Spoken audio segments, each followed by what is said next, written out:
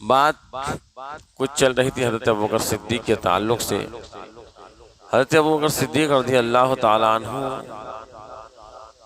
अपनी ज़ाहिरी ज़िंदगी में अपना आपका आखिरी वक्त है, विसाल फरमाने का वक्त बिल्कुल करीब है, अपनी बेटी अम्मा आयशा सिद्दीक़ा रज़ियल्लाहु ताला अन्हा को बुलाते हैं और फरमाते हैं, बेटी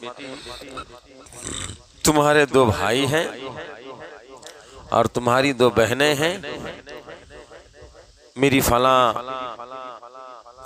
चीज़ फला जगह है, इसको वरासत में बराबर बराबर कुरान में जैसा हुक्म आया है वैसा ही इसको बांट लेना। कुरान में हुक्म आया है लिज़्ज़करु मिस्लु हज़्ज़िल उन्सयैन, मुज़क्कर के लिए दूना, यानी बेटा और बेटी में कोई भी चीज़ हो, अगर एक बेटा और एक बेटी है तो उसका कितना भाग करेंगे, कितना हिस्सा करेंगे? 3 हिस्से करेंगे। एक बेटा और एक बेटी है तो उनको कितने हिस्सा करेंगे? 3 हिस्सा करेंगे। 2 हिस्सा बेटे का है, 1 हिस्सा बेटी का है। चाहे आपका घर हो, चाहे आपकी ज़मीन हो, चाहे ज़मीन सोना चांदी रुपए पैसे कोई भी हो, 2 हिस्सा लड़के को, 1 हिस्सा लड़कियों को। अब उसी तरह से बांटा जाएगा, जितने भी लड़के हों जितने भी लड़कियां हों, 2-2 हिस्से लड़कों को दिया जाएगा, 1-1 हिस्सा लड़कियों को दिया जाएगा। यही हुक्म हज़रत अबू बकर सिद्दीक़ ने अपनी बेटी हज़रत आयशा सिद्दीक़ा रज़ियल्लाहु अन्हा से फरमाया। तो हज़रत आयशा सिद्दीक़ा ने अर्ज़ किया, अब्बा जान, भाई तो 2 समझ में आया, अब्दुर्रहमान और मोहम्मद है, लेकिन आपने कहा तुम्हारी 2 बहनें हैं, मेरी तो एक ही बहन है अस्मा और मैं, हम लोग 2 ही हैं। आपने कहा तुम्हारी 2 बहनें, यानी कुल 3 हो तुम लोग, पूरे 3 हो, तो मेरी तो एक ही बहन अस्मा है और कहाँ मेरी कोई बहन है। तो हज़रत अबू बकर सिद्दीक़ ने कहा, तेरी जो सौतेली माँ है फला, गालिबन हबीबा नाम उनका, उनके पेट में एक बच्ची है, उनके पेट में एक बच्ची पैदा होगी उनके पेट से। देखिए अभी हजरत अबू बकर सिद्दीक देखे तो नहीं कि माँ के पेट में क्या है, लेकिन हजरत अबू बकर सिद्दीक की ये करामत है कि माँ के पेट में जो है, आज हम मशीनों से पता लगाते हैं, हाँ, लेकिन हजरत अबू बकर सिद्दीक ने डायरेक्ट कह दिया, तेरी सौतेली माँ के पेट में एक बच्ची है, वो तुम्हारी बहन है।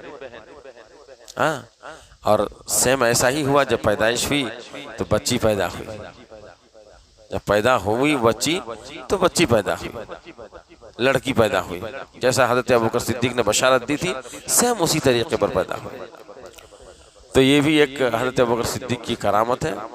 आपकी तो पूरी जिंदगी करामत है, मैं किन किन करामतों को बयान करूं। एक बात आई तो मैंने अर्ज किया, वरना आपका हाल तो यह है कि सबसे पहले अगर इस्लाम लाया है कोई तो अबू बकर सिद्दीक है, सबसे पहले इस्लाम लाने में वालों में अबू बकर सिद्दीक, सबसे पहले हुजूर पर सखावत करने वालों में अबू बकर सिद्दीक है, सबसे पहले इस्लाम का खतीब अबू बकर सिद्दीक है, सबसे पहले कुफार और मुशरिकीन से लड़ने वाले अबू बकर सिद्दीक है, सबसे पहले इमामत करने वाले हुजूर के ज़ाहिरी जिंदगी में हज़रत अबू बकर सिद्दीक है, सबसे पहले खिलाफत का बागडोर संभालने वाले अबू बकर सिद्दीक है। अंबिया के बाद तमाम सहाबा, औलिया और तमाम मोमिनों में सबसे ज्यादा मर्तबा अबू बकर सिद्दीक है, सबसे ज्यादा मुहिब्बे नजर अबू बकर सिद्दीक है, और सबसे ज्यादा हुजूर से मोहब्बत करने वाले अबू बकर सिद्दीक है, सबसे ज्यादा हुजूर के साथ वक्त निकालने वाले अबू बकर सिद्दीक है, ज्यादातर मुसीबतों में काम आने वाले अबू बकर सिद्दीक है। ऐसे बहुत सारी बातें हैं जो हज़रत अबू बकर सिद्दीक ने काम किया। सिद्दीक का लक़ब जो मिला है ये कुरान में इसका जिक्र है, इसका जिक्र कुरान में है कि आया ऐ हबीब तुम आए सच्चाई के साथ तो तुम्हारी तस्दीक की उसने। तस्दीक का जिक्र जो है हज़रत अबू बकर सिद्दीक जो है, सिद्दीक का जिक्र लफ्ज़ सिद्दीक कुरान में आया है। कुरान में अल्लाह ताला ने हज़रत अबू बकर सिद्दीक का जिक्र फरमाया। एक नहीं कई आयतें ऐसी हैं जो हज़रत अबू बकर सिद्दीक की शान में कुरान नाज़िल हुआ।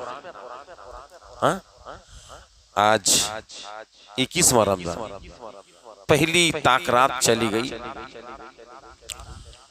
21वीं रमजान को तो हज़रत अली की शहादत हुई, इंशाअल्लाह उस पर थोड़ी गुफ्तगू करूंगा। लेकिन 20वां रमजान जो गया ये यौम फतह मक्का का दिन गया, यानी हुज़ूर सल्लल्लाहु अलैहि वसल्लम